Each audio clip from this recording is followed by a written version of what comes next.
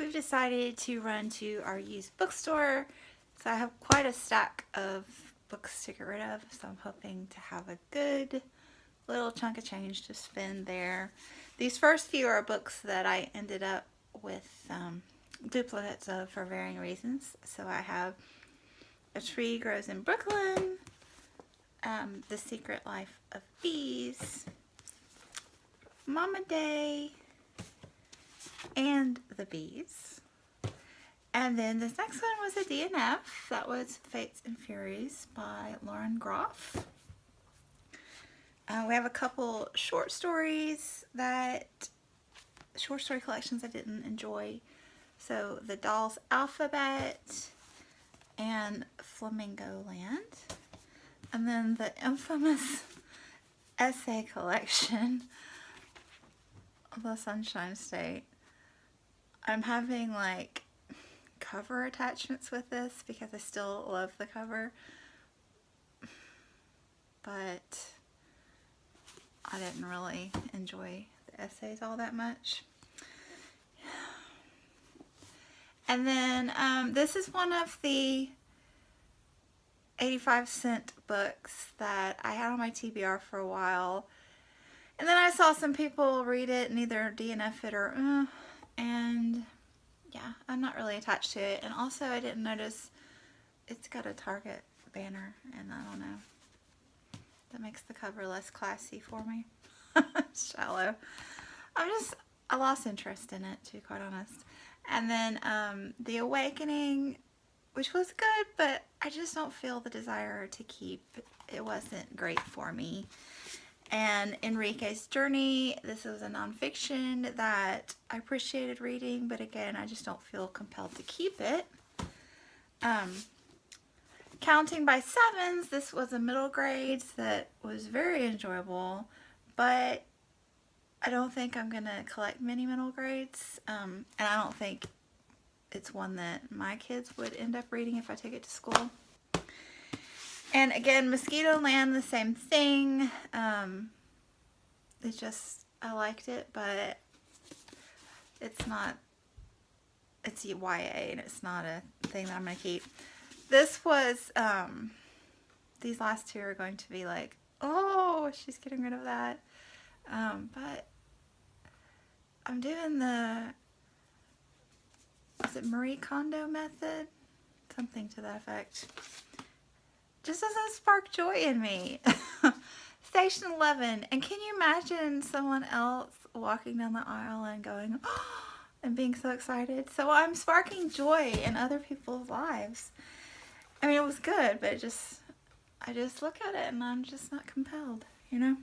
And then 100 Nights of Hero.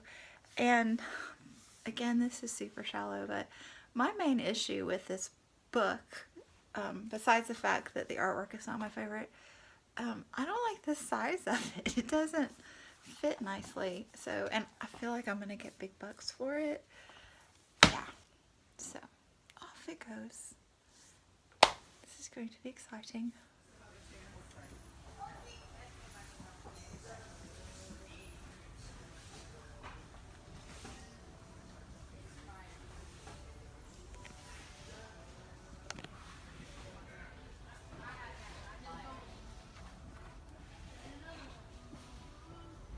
We found it.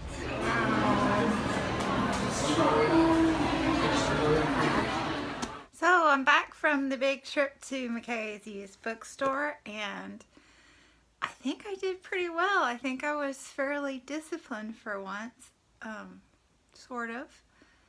I got $24 credit and I spent $17 beyond that, but I was disciplined in what I picked up, so there's that. I've decided, you're gonna see some Victober influences here. I've decided that I want to try the Anthony Trollope, I think it's Barchester Towers series, and I really want to order the the Penguin English Classic, something to that effect. You know, the pretty ones. I'm looking for my book. Just a second. You know, the ones like this. Penguin English Library. Yeah, I want to order those, but I don't know if I like Anthony Trollope. I've never read him, so I should not order those, right? Right. So I found the 2 ebooks at my library, so I was going to read the first 2 because I've heard that the first one, The Warden, isn't that great, but the rest of them are. So I was going to read the first 2 before I decided if I liked them and let myself order the pretty copies. But I found them at the used bookstore for like $1 and $2, so I went ahead and grabbed them. So that way, I don't know, they're just easier to handle for me in the paperback form instead of digital. And then I picked up a couple Dickens, and I am like 95% sure that I have read Great Expectations as a child a few times. My sister had it, but I don't remember a lot of it. So I want to reread that. And A Tale of Two Cities. Again, I don't think that I read this in its entirety. I think I read like an abridged version or even just an excerpt in a Basil reader in high school. So I thought that would be a good place to start with Dickens with those. And then this is pretty exciting. Like, I guess you've noticed that I really liked the 2 Oscar Wildes that I've read already this month. So I looked on Amazon and found a complete anthology, because that's pretty much where you get all his works, is in one of those big chunky books, not individually, because he only wrote the 1 novella and the rest are plays and essays and things like that.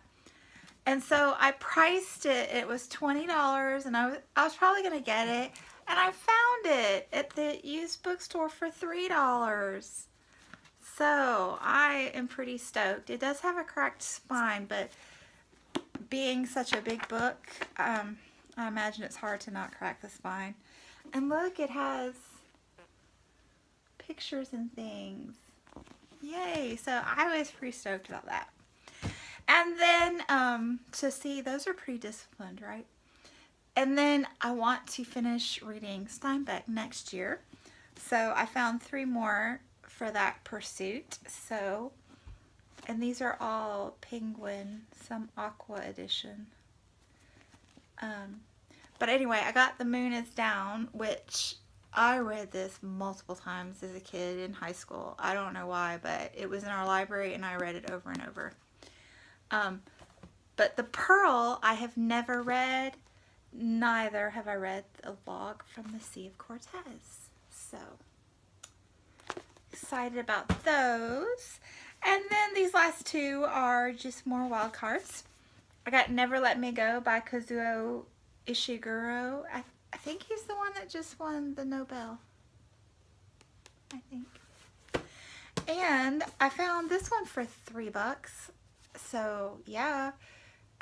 This has been, you know, making the circuits on BookTube. Days Without End by Sebastian Barry. And I thought it was cool that Kazuo Ishiguro blurbed it. So that's kind of fun. So yeah, that was a fun adventure to the Cheesecake Factory and the used bookstore. A good night out, right? Right. See you soon. Bye.